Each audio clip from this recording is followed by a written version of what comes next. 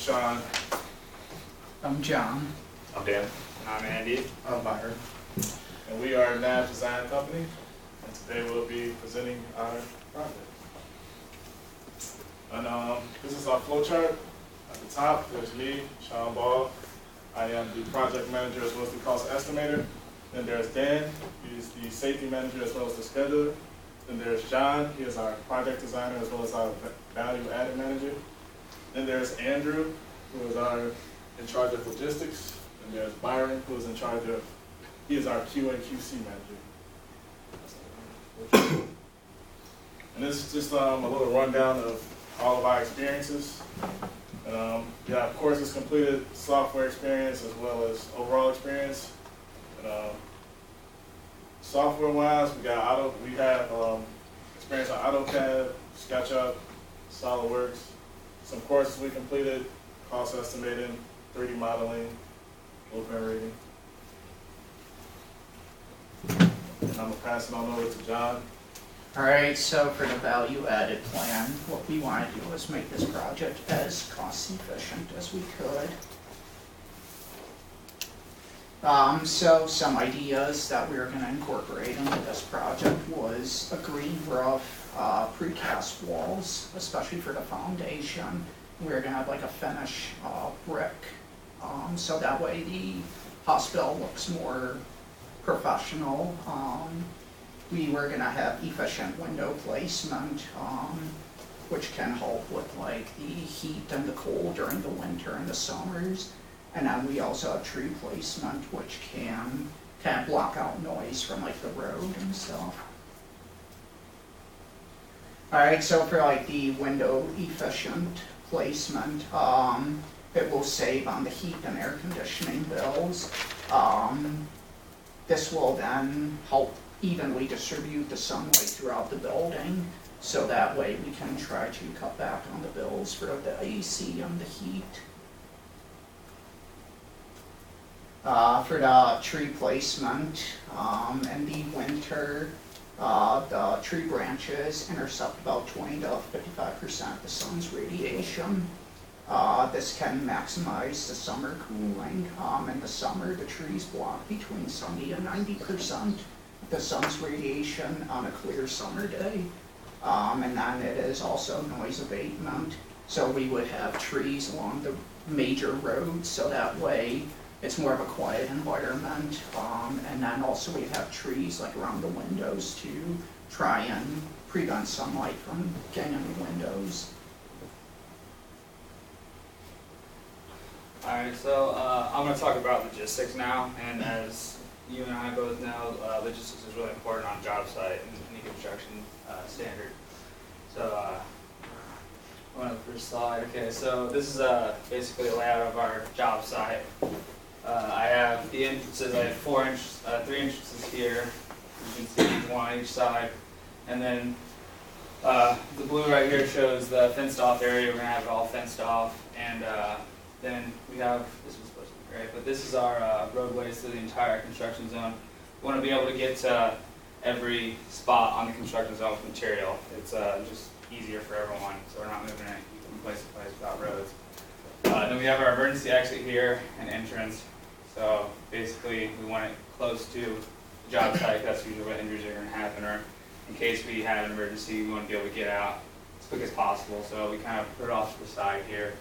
And then around the entire perimeter we have pedestrian walking in the green. So for our cranes, they're located in the elevator shaft here of the hospital. That is so we can pick up our precast and move it to the hospital itself and build up as we go. And we have another one over here. This is where our material layout is going to be. This is a parking garage, so we're going to have all our material laid out there on the base floor of the parking garage. And if need be, we can, grab stuff from the material layout and bring it this way. We have 2 concrete washouts on each side of the job site where you have your parking garage and your hospital. And then we start our electrical lines here and then our water lines here. So for the trailers and like tools and materials on the job site, we're going to have 4. We have HVAC, it's, right here in the first corner. Then we have the plumbing over there. This is a safety and team meeting, so we're gonna talk about safety later, and we're gonna have meetings every day to kind of debrief on what needs to be done and whatnot. And then we have our electrical here. And then I placed a employee time in, check-in kind of building right there at the main entrance. That way we can control who's going in and out of the job site, and they can check in, and we have, you know, an idea of how many people are gonna be there at all times. Alright, so we're talking about the retention pond, the silt fencing here. So the retention pond basically is to collect water that is running through the job site. And then we have silt fencing placed around the entire perimeter of the job site to help collect debris and stuff like that. That way, you know, we're not polluting the environment outside the job site. We're going to try to keep it all contained within one area of our construction site. I'm going to be talking to you about our safety plan and what we're going to do to take care of our workers and our possible people that will be walking through our area. As a virtual design company, our employers and employees will be going around the site, and we will venture to the actual work site and investigate possible incidents that happen or ways to prevent incidents from happening. Safety is our #1 priority. This comes before efficiency, this comes before quality. We can't have an unsafe area for our workers to be and expect them to actually enjoy what they do or be able to do their job competently if they're worried about safety. We will promote this culture of safety not because it's the law, but because we care. Some of our worksite safety will include our following OSHA standards, using your PPE, Z87 glasses. We'll know where the fire extinguishers are, the first aid, where it'll be located in our trailers and our zoned off areas around the worksite. We will complete task-specific safety planning to go over each task that must be done so it can be done in an efficient and safe way.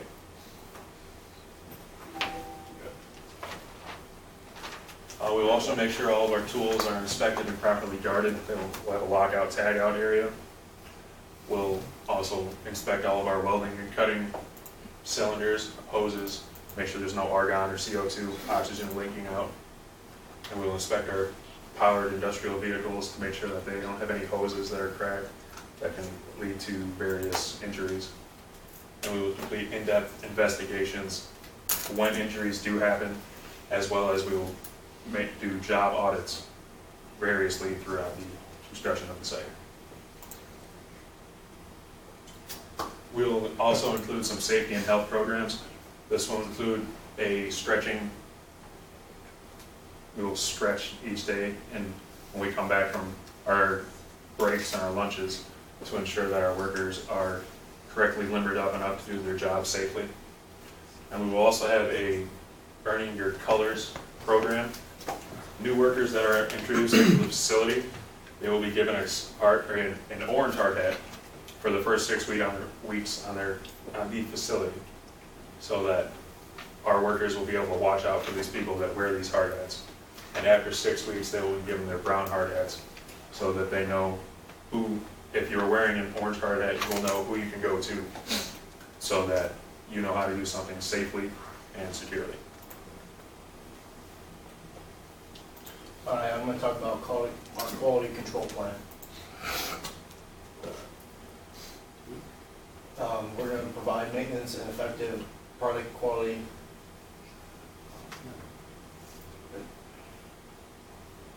We're going to ensure this through planning, inspections, and require wheel tests off the job site. I'm talking about like our concrete and stuff like that. Our subcontractors and suppliers will meet and exceed our quality control, like what we demand, if not better. The project manager on the job will fill roles of project-specific basis.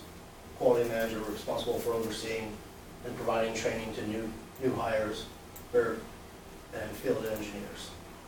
Project engineer's responsibility to manage the project on the site. field engineers are there to help out and assist the inspections.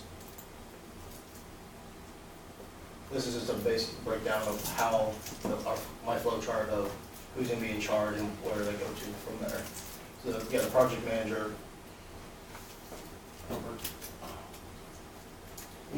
At the top, the quality assurance manager, listing going up next to him, and then the quality control manager as the next two people in charge. Now, issue management. So on job sites, there's going to be an issue. So our goal is to fix it so our products are top of the line and no faulty, nothing wrong with it. So when there's an issue, that we'll give it an issue number, and we'll put that issue number on every email, letter, meeting notes, photos, and change orders so that you can easily find how we fixed the problem, what the problem was, and who was all there when the problem occurred. The changes may include, the project managers will appoint a team member to keep track of all the costs and change calculations, including specific issues, direct work, and obtaining authorization to fix the problem. The project team is required to keep an open issue logbook, which includes the issue number, the name, issue number, responsibilities, date open, date closed, change management, and the current status of the problem.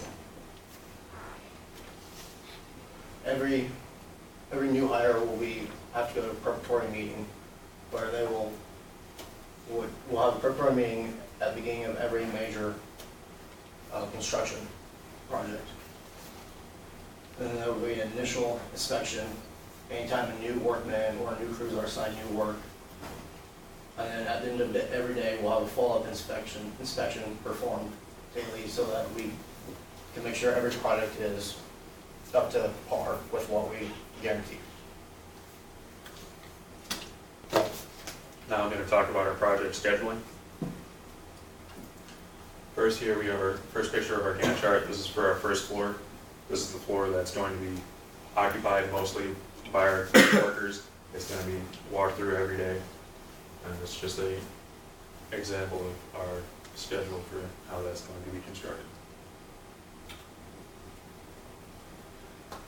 Our project duration will be 262 days. We tried to ensure a shortened duration versus otherwise by using our precast concrete and using a centrally located crane in the elevator shaft. That means that the less movements or the less moves that a crane has to do, the quicker the workers can get their materials and the quicker the job will get done. To communicate with your company, we will also use Multivista, which is a 24-hour surveillance system. This will allow any worker, or any superintendent or anyone to go in online and check what progress has been made and how the quality of the work that has been done. This can save us many headaches and many problems when subcontractors may go back and say that they had a problem with insulation running over their plumbing. You can go back and show a time and date stamp saying that there's no problem here, and you can save yourself, like I said, headaches. You can save yourself thousands of dollars. All right, I'm Sean again, and I'm going to be talking about the estimate of our project. This is just a simple breakdown of how we estimated the project. We got concrete, steel, lumber, precast, masonry, HVAC, paint, labor, plumbing, obviously. And this is just a little example of the calculators we use in Excel to break down our concrete. And we did it floor by floor. We had a main slab, the west wing, center wing, east wing. For our concrete, it was $3,124,375 in labor. Then the actual material was $555,444.44. And our grand total for concrete overall was $4,179,719. And then this is just some of the views of our building. I was talking about, like, this is our main slab right here. That's the west wing, center wing, east wing. And this is that's actually a back view of our building. And it's just some conceptual views of how the building actually looks. And this is our overall breakdown of everything. It's a nice pie chart right there. And to the left is the percentages of everything. And our grand total, including the overhead costs, was $21,192,410. And that includes the steel, precast, concrete, plumbing, paint, everything essentially. This is our animation / walkthrough.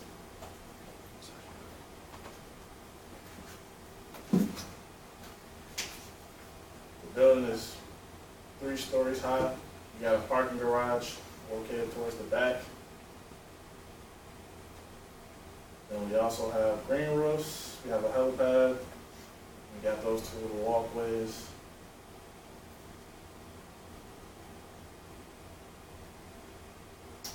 That's our walkthrough. So why you should choose our company? We have the necessary skills and experience. We deliver exceptional results. We love what we do, and we will design a perfect world for you. And we are a Knabb Design Company.